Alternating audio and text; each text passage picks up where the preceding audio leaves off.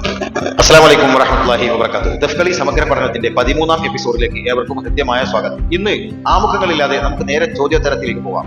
മൂന്നാമതായി നമുക്ക് ലഭിച്ചിരിക്കുന്ന ചോദ്യം, വിധിയിൽ അഥവാ റിസൾട്ടിൽ വിധികർത്താക്കളുടെ അഭിരുചി പ്രതിഫലിക്കുന്നുണ്ടോ? ഇത് വളരെ സങ്കീർണമായ, വിശദീകരിക്കുന്നതോറും സങ്കീർണമാവുക എന്ന് പറയുമല്ലോ, അങ്ങനെയുള്ള ഒരു വിഷയത്തിൽപ്പെട്ട കാര്യമാണ്. സത്യത്തിൽ ഇത് ചില വാഗ്വാദങ്ങൾ നടന്നിട്ടുള്ള ഒരു വിഷയം കൂടിയാണ്. എന്നാലും ഞാൻ ഇതിനെക്കുറിച്ച് വളരെ വ്യക്തമായ കാഴ്ചപ്പാടുള്ള ആളാണ്.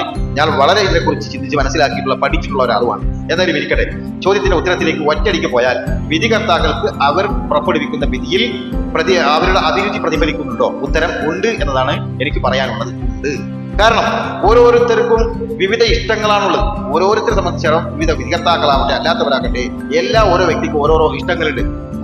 ഓരോ ഇഷ്ടങ്ങളുണ്ട്, ഓരോ വിവരങ്ങളുണ്ട്. ഇതിന്റെയൊക്കെ അടിസ്ഥാനത്തിൽ നമുക്ക് നമ്മുടെ ഹൃദയത്തിൽ, നമ്മുടെ മനസ്സിൽ ഉണ്ടാവുന്ന ഈ നമ്മുടെ താല്പര്യങ്ങൾ, അതിന്റെ ഹോർമോണുകൾ, അതിനനുസരിച്ച് നമ്മുടെ ശരീരത്തിൽ നിന്ന് പ്രവഹിക്കുന്ന ഹോർമോണുകൾക്കനുസരിച്ച് നമ്മുടെ ബുദ്ധിയുടെ തീരുമാനങ്ങൾ, ബുദ്ധി നമ്മോട് പലതും പറഞ്ഞുകൊണ്ടിരിക്കും, നമ്മെ അറിയിച്ചുകൊണ്ടിരിക്കും. ഈ അറിയിപ്പനുസരിച്ചാണ്, ഈ അറിയിപ്പിന്റെ പേരാണ് അഭിരുചി എന്നുള്ളത്. നമ്മുടെ ഇഷ്ടങ്ങൾക്കനുസരിച്ച്, നമ്മുടെ ഇഷ്ടത്തിനനുസരിച്ച് നമ്മുടെ ശരീരത്തിൽ ഉൽപ്പാദിപ്പിക്കപ്പെടുന്ന ഹോർമോണുകളുടെ ഈ അളവനുസരിച്ച് കൊണ്ട് നമ്മുടെ ബുദ്ധി നമുക്ക് അറിയിച്ചു തരുന്ന വിവരങ്ങൾക്കാണ് ഈ അഭിരുചി എന്നൊക്കെ നമുക്ക് പറയാൻ കഴിയും. ടേസ്റ്റ് എന്നൊക്കെ നമുക്ക് ഇംഗ്ലീഷിൽ പറയാം. ഓരോ ടേസ്റ്റ് ഉണ്ടാവും, ഇഷ്ടങ്ങൾ ഉണ്ടാവും. അതാണ്. അപ്പൊ അതിനെ സംബന്ധിച്ച് അതാണ് പറയാനുള്ളത്. അപ്പൊ അത് ഈ അഭിരുചി വിധിയിലും പ്രതിഫലിക്കുമെന്നുള്ള കാര്യത്തിൽ സംശയമില്ല. തനി മാപ്പിളപ്പാട്ടുകൾ, ഉദാഹരണം പറയാം, തനി മാപ്പിളപ്പാട്ടുകൾ ഇഷ്ടപ്പെടുന്ന ആളുകൾക്ക് തനി മാപ്പിളപ്പാട്ടുകൾ പാടി കളിക്കുന്ന ടീം വളരെ ഇഷ്ടമായി തോന്നും. ആ ഇഷ്ടത്തിനനുസരിച്ചുള്ള അദ്ദേഹത്തിന്റെ വിധിയിൽ ആ ഇഷ്ടത്തിന്റെ പ്രതിഫലനം കാണും. അത് സത്യമാണ്, ഇതൊരു സത്യമാണ്, ഇത് ഉണ്ട് എന്ന് തന്നെയാണ് പറയേണ്ടത്. ഇല്ല എന്ന അഭിപ്രായക്കാരുണ്ട്, ഉണ്ടാവാൻ പാടില്ല എന്ന അഭിപ്രായക്കാരുണ്ട്. അങ്ങനെ ഒരു അഭിരുചി നമുക്ക് വിധിയിൽ ഉണ്ടാവാൻ പാടില്ല എന്നുള്ളത്, അത് ഉണ്ടാവാൻ പാടില്ല എന്നുള്ളത് ഒരർത്ഥത്തിൽ ശരിയാണ്.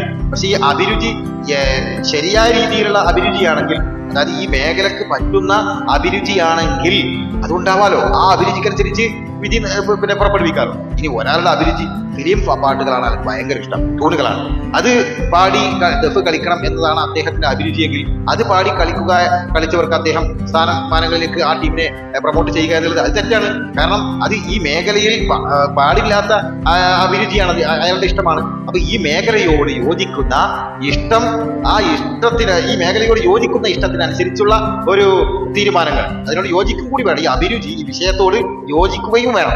അങ്ങനെ വരുമ്പോഴാണ് നമുക്ക് ഈ തീരുമാനത്തിൽ, ഈ വിധിയിൽ വിധികർത്താക്കളുടെ അഭിരുചി പ്രതിഫലിക്കുന്നുണ്ട് എന്ന ഉത്തരത്തിലേക്ക് വരുന്നത്. അത് ഇരിക്കട്ടെ. എന്തായാലും ഉദാഹരണം ഞാൻ പറയാം. എന്റെ ഒരു അനുഭവം നിങ്ങളുമായിക്കൊണ്ട് പങ്കുവെക്കുകയാണ്. പ്രിയപ്പെട്ട എന്റെ ഗാനരചനയിൽ എന്റെ ഗുരുവായിട്ടുള്ള പ്രിയപ്പെട്ട OM കരുവാരകുണ്ട് സാർ.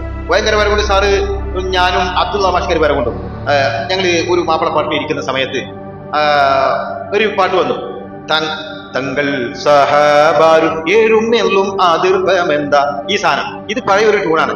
അത് പുതിയൊരു ട്യൂണിലേക്ക് റീകമ്പോസ് ചെയ്ത് തങ്ങൾ സഹബാരും എഴുന്നള്ളും അതിർഭം എല്ലാം പുകമ എന്ന് പറഞ്ഞിട്ടൊരു ട്യൂണിലേക്ക് റീകമ്പോസ് ചെയ്ത ഒരു പാട്ട് വരികയുണ്ടായി. ഈ സമയത്ത് ഞങ്ങൾ മത്സരം കഴിഞ്ഞ ശേഷം ഞങ്ങൾ പരസ്പര അഭിപ്രായങ്ങൾ പങ്കുവെക്കുന്ന സമയത്ത് അബ്ദുള്ള മാഷ് പറഞ്ഞു, ഈ തങ്ങൾ സഹബാരും എന്ന് പാടിയ കുട്ടി നന്നായിട്ട് പാടിയിട്ടുണ്ടല്ലോ, അത് നല്ലൊരു ഇതായിട്ട് തോന്നിയാണ്. അപ്പോൾ OM സാർ പറഞ്ഞു, അത് വേറെന്തോ ട്യൂണിലേക്ക് മാറ്റിയിട്ട് അത് പുതിയ എന്തിലേക്ക് മാറ്റിയിട്ടാണ് ചെയ്തത്, അത് വേണ്ട. അപ്പോ ഞാൻ പിന്നെ വളരെ അവരുടെ ഇടയിൽ അഭിപ്രായം പറയാൻ കഴിയാത്ത എന്റെ വലിയ ഗുരുക്കന്മാരിയിരിക്കുന്ന സമയത്ത് ഞാനൊന്നും പറഞ്ഞില്ല. എന്നോട് ചോദിച്ചു, എന്താ നിങ്ങളെ അഭിപ്രായം ചോദിച്ചു. അല്ല, ഞാൻ നിങ്ങളുടെ അഭിപ്രായത്തിനോട് ഏത് തീരുമാനം വരുന്നെങ്കിൽ ഞാൻ അഭിപ്രായത്തോട് യോജിക്കുന്നു, സംഗതി നന്നായിട്ടുണ്ടെന്ന് ഞാൻ പറഞ്ഞു. പക്ഷെ മാഷും ഇത് പറഞ്ഞു, OM സാർ പറഞ്ഞു, അല്ല അത് വേണ്ട, അത് പുതിയൊരു ട്യൂണല്ല, അപ്പൊ അത് പഴയ ട്യൂൺ പാടിയതൊക്കെ കൊടുക്കാം. അങ്ങനെ പഴയ ട്യൂൺ പാടിയത് ഇവർക്ക് അവരുടെ സ്ഥാനത്തേക്ക് കയറ്റി കൊടുത്തു എന്നുള്ളതാണ്. ഇവിടെ സത്യത്തിൽ ഈ അബ്ദുള്ള മാഷെ കുറച്ച് സംഗീതത്തിലെ കുറച്ച് വിവരമുള്ള ആളാണ്. അങ്ങനെ ആ വിവരമുള്ള ആളുടെ ആ സംഗീത ജ്ഞാനം എന്നുള്ള അത് വെച്ച് അദ്ദേഹത്തിന്റെ ഒരു അഭിരുചി, അദ്ദേഹത്തിന്റെ ആ പുതിയതിനോടുള്ള അഭിരുചി അവിടെ അദ്ദേഹത്തിന്റെ അഭിപ്രായത്തിൽ പ്രതിഫലിച്ചു എന്നുള്ളതാണ്. OM സാറാവട്ടെ ആ പഴയ ട്രഡീഷണൽ, ആ ഒറിജിനാലിറ്റിന്റെ ഒരു അഡ്ജസ്റ്റ്മെന്റും ഇല്ല. അത് അദ്ദേഹത്തിന്റെ നിലപാടാണ്, ആ ഇഷ്ടമാണ്, ആ ഇഷ്ടത്തിന്റെ അഭിരുചി അവിടെ പ്രതിഫലിച്ചു. ഇത് സ്വാഭാവികമാണ് എന്നാണ് ഞാൻ പറഞ്ഞു വരുന്നത്. എന്നാൽ ഈ 3 ജഡ്ജികളും ഇങ്ങനെ പല അഭിപ്രായ വ്യത്യാസങ്ങളുണ്ടെങ്കിലും ഇതെന്നല്ല, ഏതൊരു വിധികർത്താക്കളും പരസ്പരം ചേർത്തുകൊണ്ട് വിധി നിർണ്ണയിക്കുമ്പോൾ സ്വന്തമായി വ്യത്യസ്തമായ അഭിപ്രായങ്ങൾ ഉണ്ടെങ്കിലും ഒരു തീരുമാനത്തിലെത്തിയാൽ ആ തീരുമാനം എടുത്തു കഴിഞ്ഞാൽ അത് എല്ലാവരുടെ തീരുമാനമാണ്. അപ്പോ അതുവരെ അഭിപ്രായങ്ങൾ പോകാം, പക്ഷേ തീരുമാനം എടുത്തു കഴിഞ്ഞാൽ അവരുടെ എല്ലാവരുടെയും കൂടി അഭിപ്രായമാണ്. അത് തന്നെയാണ് എല്ലാവരുടെയും അഭിപ്രായം എന്നാണ് മനസ്സിലാക്കേണ്ടത്. അപ്പൊ ആ രീതിയിൽ പിന്നെ വിധി പുറപ്പെടുവിച്ചതിന് ശേഷം ഞങ്ങളുടെയൊക്കെ അഭിപ്രായമായി അങ്ങനെ വേണം. അപ്പൊ അഭിരുചി ഇതിൽ പ്രതിഫലിക്കും എന്നുള്ള ഒരു സത്യമാണ്. എന്തായാലും ഇരിക്കട്ടെ, അടുത്ത വിഷയം നമുക്ക് 13ാം എപ്പിസോഡിലേക്ക് പോവാം. അടുത്ത ചോദ്യം 60-40, അതായത് വിധികർത്താക്കളുടെ നമ്മുടെ ഈ പാട്ടിന്റെയും കളിയുടെയും മാർക്കിന്റെ അനുപാതം 60-40 ആയിരുന്നു മുമ്പ് എന്ന് മറ്റൊരു എപ്പിസോഡിൽ നമ്മൾ സംസാരിച്ചിട്ടുണ്ട്. എന്നാൽ ഈ 60-40ന്റെ ചില വിശദീകരണങ്ങൾ എന്റെ ഗുരുതിരനായ വളരെ വളരെ ഒരു മനോഹരമായ ഒരു കവിയായിട്ടുള്ള ഒരുപാട് ട്രഡീഷണൽ പാട്ടുകൾ എഴുതിയിട്ടുള്ള നമ്മുടെ നാസർ മാസ്റ്റർ മേച്ചേരി എന്റെ ഗുരുതുല്യരാണ്. ഞാൻ മത്സരിക്കുന്ന കാലത്ത് എന്റെ മത്സരങ്ങൾ ഒരുപാട് ജഡ്ജ് ചെയ്ത ആളാണ് അദ്ദേഹം. ഇപ്പോഴും എന്നോട് പറയാറുണ്ട്, നിങ്ങളുടെ ആ പഴയ കളി എന്റെ കണ്ണിൽ നിന്ന് പോയിട്ടില്ല, ആ പഴയ ബേസ് ഒരിക്കലും നിങ്ങൾ മാറ്റരുത്, ആ ബേസിൽ നിന്ന് പുതിയ രീതിയിൽ നിങ്ങൾക്ക് അപ്ഡേറ്റ് നടത്താം, പക്ഷേ പഴയ ആ ശൈലിയിൽ നിന്ന് നിങ്ങൾ മാറരുത് എന്ന് പലപ്പോഴും പറയാറുണ്ട്. അൽഹംദുലില്ലാ, ഞാൻ അദ്ദേഹത്തെ ബഹുമാനിക്കുന്നു. എന്റെ പ്രോഗ്രാം അദ്ദേഹം കാണുന്നുണ്ടെങ്കിൽ എല്ലാവിധ കൃതജ്ഞതയും രേഖപ്പെടുത്തുന്നു. എല്ലാവർക്കും നന്ദി. അസ്സലാമു അലൈക്കും. 13ാം എപ്പിസോഡിലേക്ക് നമുക്ക് പോവാം.